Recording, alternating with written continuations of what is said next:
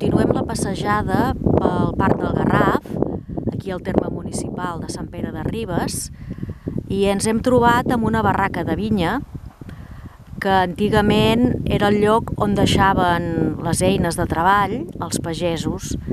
Ara actualment estan abandonades, aquesta es conserva molt bé, com podeu veure,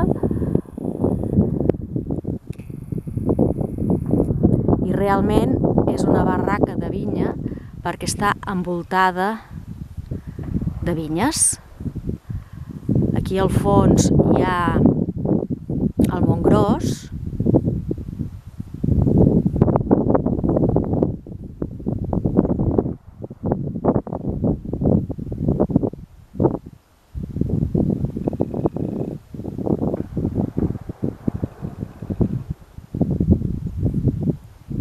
les muntanyes del fons és el massís del Garraf.